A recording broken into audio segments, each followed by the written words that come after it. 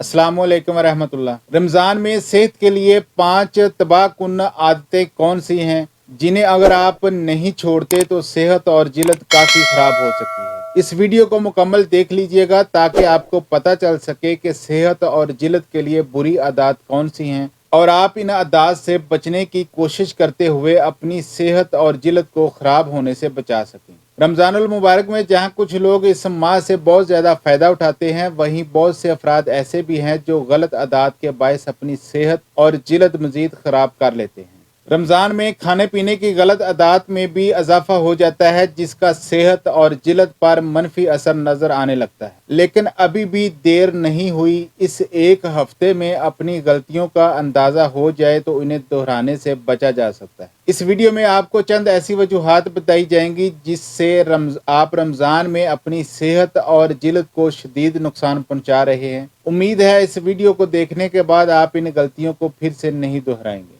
Number 1 पर है सहरी ना करना। सहरी के वक्त नींद से उठना काफ़ी मुश्किल है, लेकिन सभी जानते हैं कि रमज़ान में हमारा फूड साइकिल किस तरह काम करता है। जब आप सहरी छोड़ते हैं तो 24 घंटों में एक ही मर्तबा सही अंदाज से खाना खाते हैं और ये ठीक नहीं, क्योंकि जब आप अपने जिस्म को खाना नहीं देंगे तो आपकी जिल्द मुरझा जाएगी और जिस्म में कमज़ोरी पैदा होनी शुरू हो जाएगी। इसलिए सहरी ज़रूर करें। नंबर 2 पर है अफ्तार में कोल्ड ड्रिंक्स पीना।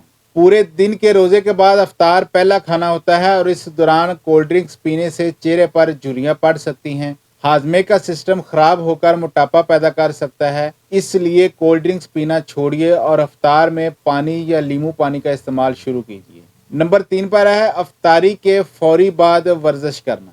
अगर वर्जिश करना आपका पसंदीदा मशगला है तो ये जान लें कि इसे अफ्तार के फौरी बाद करना आपकी सेहत के लिए बिल्कुल ठीक नहीं। रमज़ान में हमारे जिस्म का निज़ाम तब्दील हो जाता है और अफ्तार के फौरी बाद वर्जिश करने से हड्डियों और मसल्स में तकलीफ हो सकती है। बेहतर है कि वर्जिश सहरी करने से पहले कर लिया करें या फिर सहरी के बाद वॉक कर लें। नंबर 4 पर है रमज़ान में नमक का इस्तेमाल ज़्यादा करना।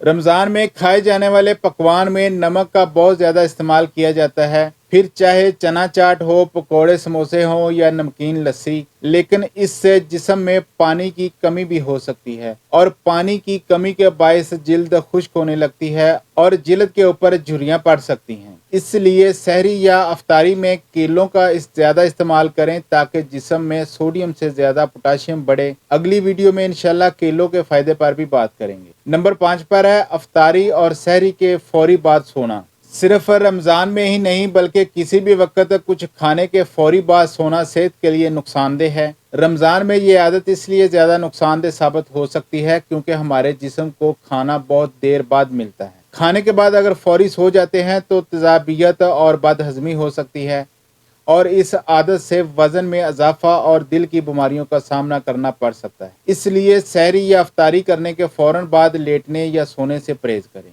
उम्मीद है इस वीडियो को देखने के बाद आप इन 5 आदत को ज़रूर छोड़ देंगे और अपनी सेहत को इस रमज़ान में बेहतर बनाएंगे। अपना बहुत सारा ख्याल रखिएगा, अपने इस चैनल का भी। अल्लाह हाफिज़।